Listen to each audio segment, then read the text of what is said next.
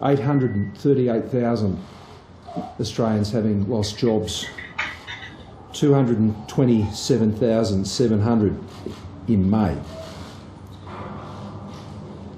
As heartbreaking as all of these stories are that are represented in these numbers, the sad truth is these numbers are not surprising in the circumstances. We are very aware of the significant blow that Australians are being hit with through the course of this pandemic. This recession will be written in the stories of those who are experiencing terrible hardship. And these statistics today are a reminder to all, not that we need one, that with all the other noise about whatever else is going on, our task is simple, and that is we must get Australians back into work. We must maintain our focus on them. All 838,000 of them, but we know there will be more in the months ahead.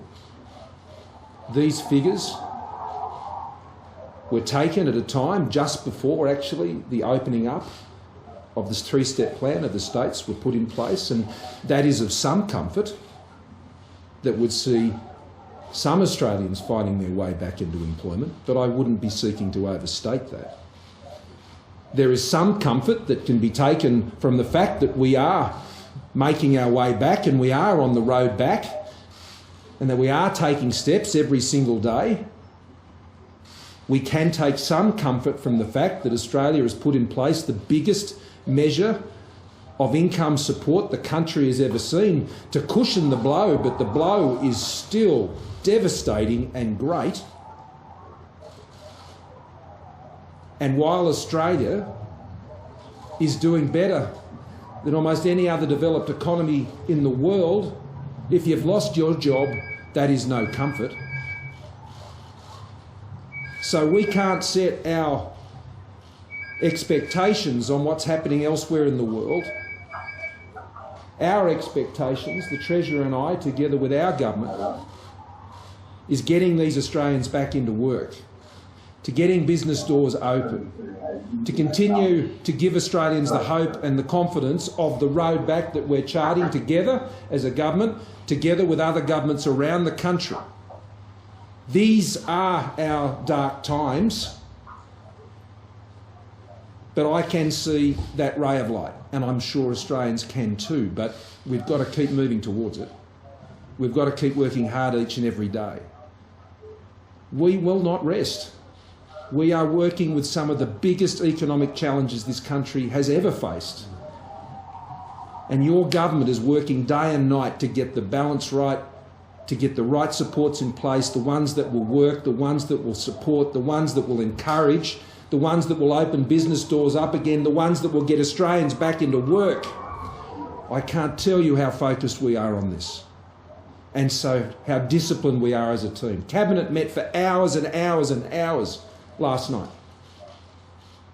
on these issues, as we have every week for months, working through the data. And there'll be more data, and we'll need more data before we make further important decisions. And that's how you can expect your government to respond and to behave and to work diligently for you to get Australians back into work. Young people have been most affected in these numbers. But my hope is that equally as the economy opens up, they will hopefully also be the first to benefit from that economy opening up. As retail doors open again, as food courts are open again, as shopping centres are fuller again, we hope to see more of those young people back into that work. But our task will be great, and our application will be there. Our determination will not waver, and the spirit of cooperation and partnership that we have worked hard to build over these many months across governments will continue. And we give Australians our pledge on that. Josh. Thank you, Prime Minister. These are devastating unemployment numbers.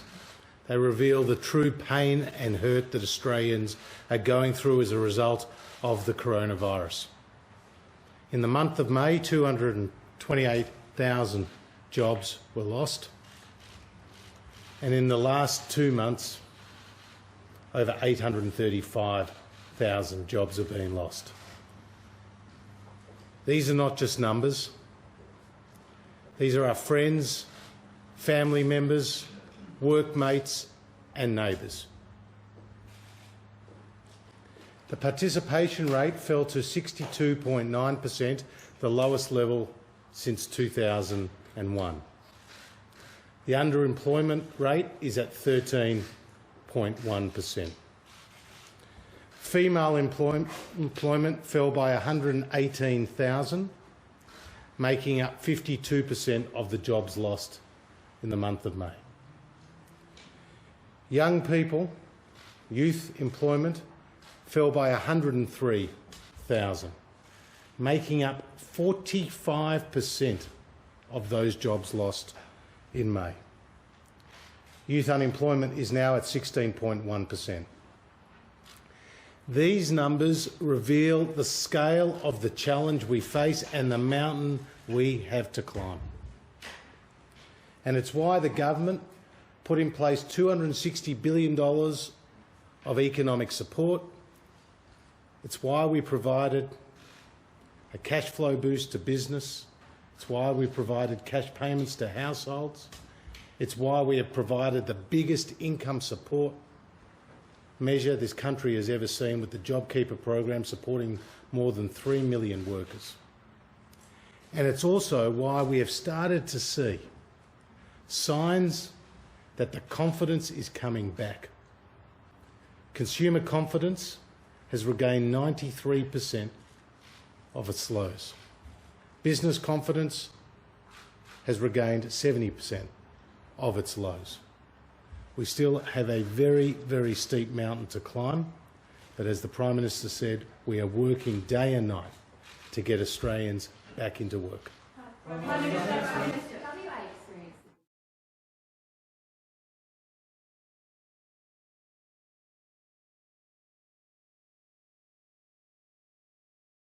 Doesn't this give even more justification to why WA's borders should open up? Every state government, every territory government, the federal government, every local government, all of us must do everything we can to open up our economy and get Australians back into work. There's no surprise in that position from me. That has been my position all along. Subject to the health advice, and let's not us forget that our success on the health front means that we have been able to open up our economy, and we're doing that carefully to ensure that we don't risk a second wave, because a second wave would obviously have a disastrous impact on our economy. I've just met with groups from the entertainment industry in a roundtable meeting with them, and they're obviously doing things very tough, and their challenges will endure longer than most. But a further wave would cause even more devastation to the economy. So it is about getting these decisions right.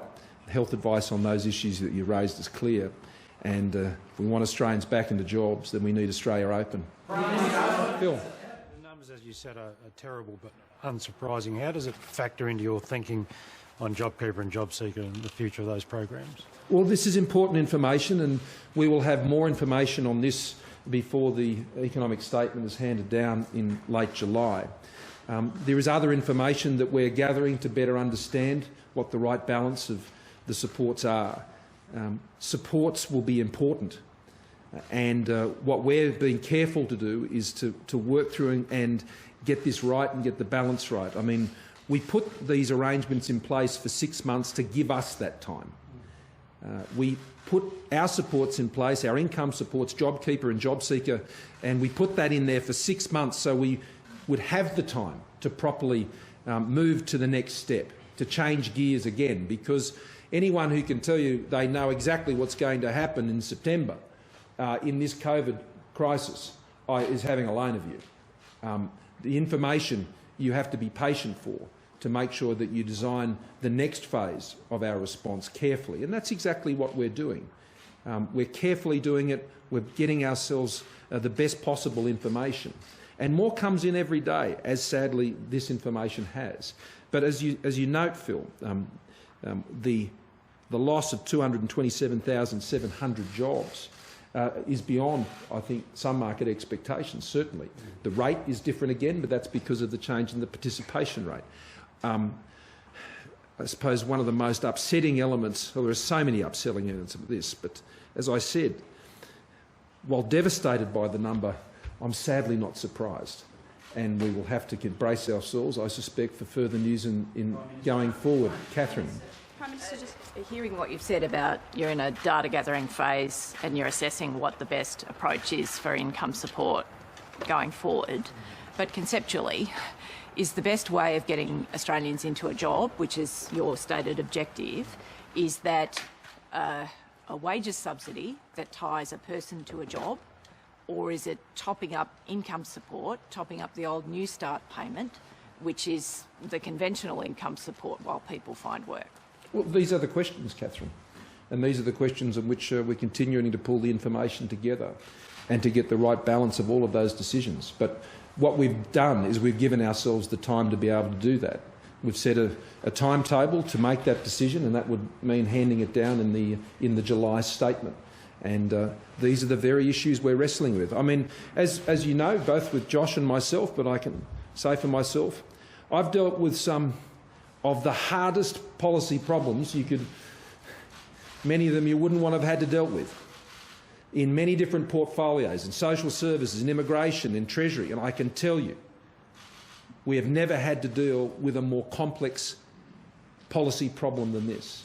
And that's why I'm not going to be rushed on it. I'm going to be careful about it. I'm going to take the advice.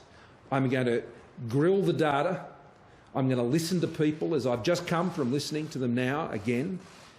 And we're going to weigh these decisions very, very carefully. Yeah, Greg. Anthony Byrne has been... Can we stay on... Prime Minister. Yeah. National security implications. The economist Warren Hogan, he's told Sky News that we have an effective unemployment rate of 11.5%, which I guess goes with the 830,000 jobs you're talking about losing. Do you agree with that assessment? And just to be blunt about it, what are you going to do about it? Well, again, like I did when the unemployment figures with the Treasurer last time, I indicated that the unemployment rate, I think, does understate where things are on the ground. That's why I made no reference to the rate. I made reference to the fact that 838,000 jobs had been lost, because that's what's actually happened out there. And how that, adds up in the various, economic measures, there'll be different views on, and so I'm not seeking to have a debate about that. What I know is 838,000 people have lost a job, and that's what we have to turn around. And that's why our JobMaker plan has two components to it. There are the necessary demand supports that we have in place and that we will continue to calibrate going forward, which provide support to the economy now, both to try and keep people in employment, and remembering that keeping people in employment is not just about JobKeeper. It's actually the industrial relations flexibility arrangements that are around JobKeeper that have now enabled employers to keep those people in jobs. But there is also, and I believe this is the point you were making, Catherine, there is the work that we do through JobSeeker. And JobSeeker is the place where, if you have lost your job, JobSeeker is the place where you can connect to other employment services, to training opportunities. And last Friday, when we were the National Cabinet, I may have remarked on that in the press conference. One of the issues I was talking with the states about, and they were raising with me, is how we better integrate state support services with federal support services and connecting them to these people who have lost jobs. And I think that's a great idea, and I can tell you we're working on that right now. So that's the immediate. But there is the longer term. As I indicated in my presentation on Monday, we're looking at around 2 years to get the economy back to where it was before COVID hit it. And let's make no mistake about this. This recession is a product of the coronavirus pandemic. Our economy was strengthening, stable and sound. Coronavirus is the reason people have lost their jobs. And it'll take us, we estimate, around 2 years to get back just to where we were when that happened.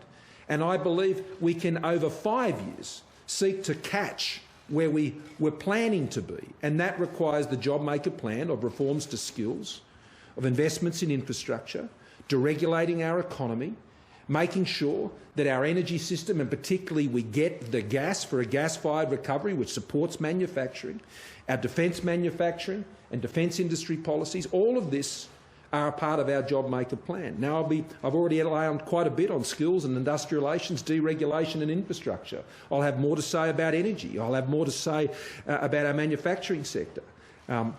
These are important further bricks in the wall for the government's plan, but what I can tell you is we've got a plan and we're implementing that plan.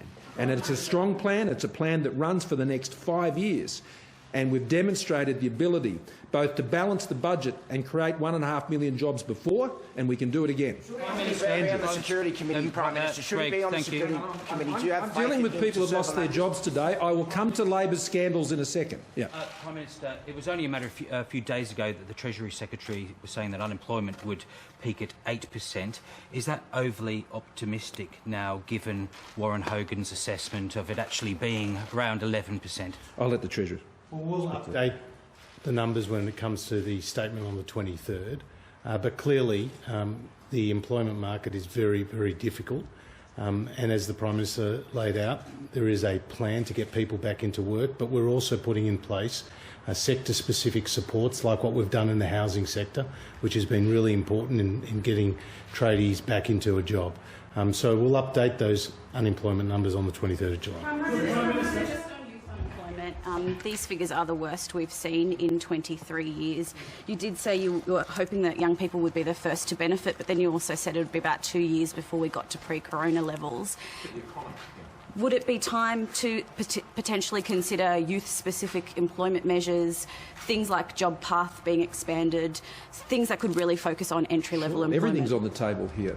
Everything's on the table here. On Monday, I highlighted the great risk of if you have young people not in a job before they're between 22 and 25, and how that can lead to a lifetime welfare dependency. Now, that is just not a sickening loss to the person themselves and a great waste of human capacity, but the longer-term effects for the nation are just significant. And it's always been my view, and I've had a great passion when it comes to getting young people into jobs. And that's why, whether it's what we're doing in the workplace relations and the industrial relations area, or the youth path initiatives, or the apprenticeships, I mean, that was one of the first things we did as we went into this crisis, is we amped up what we were doing on apprenticeships. And Michaelia Cash, as Minister, particularly in skills sector and small business, these are things we're focusing a lot of our attention on. So you're absolutely right. You know, getting people back into jobs right across the borders, and we've got to look at everything we can do. Yeah, Shane? Treasurer, the participation rate's fallen 3 points in 3 months. It's unparalleled. The last recession, it fell by about 1.2 over the entire 3-4 year period. Are there people who have lost jobs in the last few months who will never work again? We believe we can get all people back into a job, but ultimately, that number that you say, that participation rate, is the lowest it's been since January 2001. But it's the combination of the supply side reforms as well as what we're doing in terms of income support on the demand side. It's been 2 weeks almost since the Black Lives Matter protests took place. No, but I'm happy to go to other issues. Okay. Are you receiving any information to suggest that there needs to be a slowing of the easing of the national baseline of restrictions that would impact people's ability to get back to work as a result of that gathering? So far, the news, despite the fact that we've had a number of people who've tested positive to coronavirus who took part in those mass gatherings against health advice, so far, thankfully, so good. And at this point, I'm not aware of any states seeking to ease up on the pace of reopening their economies. But we'll keep watching the data, and they're taking advice from their chief health officers as I am from mine.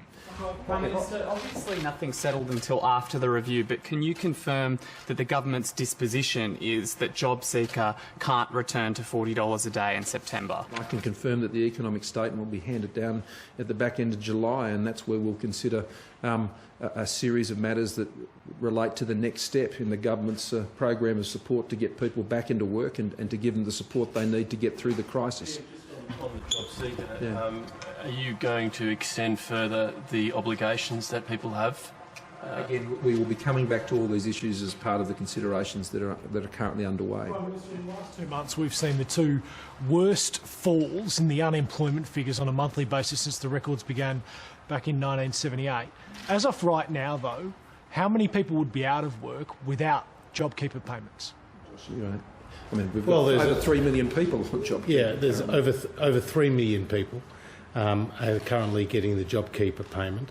But what we do know is that some people are working significantly reduced hours or no hours at all, but are maintaining that formal connection between their employer and employee. Now, some of that is results of the restrictions that are in place, particularly the international borders and the airlines and the like. So it's hard to quantify that at present. What we do know is it's playing a very important role. Prime Minister, just on that, the underemployment rate, i.e. people who want to work more hours but can't at the moment, is 13%. As you look forward, how are you going to weigh up trying to get people more hours versus people getting unemployed people back into jobs? Well, this is a very, very important question, John. I mentioned before the importance of the industrial relations arrangements that sit around JobKeeper. Now, businesses are going to have some difficult decisions, and they're going to need flexibility. And that means ensuring that more people can stay in jobs. And if we have rigid systems, then that could see people needlessly losing their jobs. We're not in usual times. We're not in usual economic circumstances. And I don't just mean that because of the recession that we're now in, but it's the nature of the recession we're now in. The nature of the recession we're now in is because of a global health pandemic and a series of artificial restrictions that have been placed on the economy that effectively put a glass ceiling on the economy. And as a result, we need to have arrangements, both in the income supports that the government provides, but also the arrangements that are available in workplaces that can maximise the number of people that we can keep in real jobs going forward. Real jobs going forward, where people are actually able to do work and generate income for the businesses by the work they do. And that's very important. And so, John, that is effectively the issue that not only the government needs to wrestle with, but employers and unions and employees need to wrestle with. And there needs to be more coming together to ensure we can have arrangements which means more people can stay in their jobs, not just because of JobKeeper, but because there's an actual job and because there's the flexibility to enable people to remain in work. I don't want to see people needlessly lose work as a result of those arrangements, and that's why I'm asking, and Minister for Industrial Relations, the Attorney, is also asking and working to try and get the right set of arrangements that can keep more people in jobs. And those arrangements, it's hard to say how long they'd need to extend for because of the nature of the COVID crisis we find ourselves in. But we're all going to have to keep doing things that we're not used to doing in the national interest and in the interests of these 838,000 Australians, and I fear more, who will be added to those numbers in the months ahead. Do you believe you can get IR reform through the Senate? Do you believe you can get the sort of reform you need through that chamber? It's a test for all Australians and it's a test for the parliament, but I can assure you the government will not be failing that test. Yes, sure. Anthony Byrne, Andrew Hastie said yesterday it's a matter for you and Anthony Albanese, who serves on the Security and Intelligence Committee. Do you have faith in Anthony Byrne as being the Deputy Chair of that committee, given there were covert recordings out of his office and his phone calls were also recorded? Well, I would take a recommendation from the Leader of the Opposition as to who the Labor Party would like to have represented on that committee in the first instance. Let me ask you a question. I would take a recommendation from the Leader of the Opposition as to who he believes should be serving on that committee in the first instance, and I would wait to see what his recommendation would be. That's the fair and appropriate thing to do in the way that the parliament works. The Labor Party nominates who they would have to serve as the deputy chair of that committee. I don't nominate that. That is done by the Leader of the Opposition. So the question is really one to the Leader of the Opposition, but you make reference to these issues.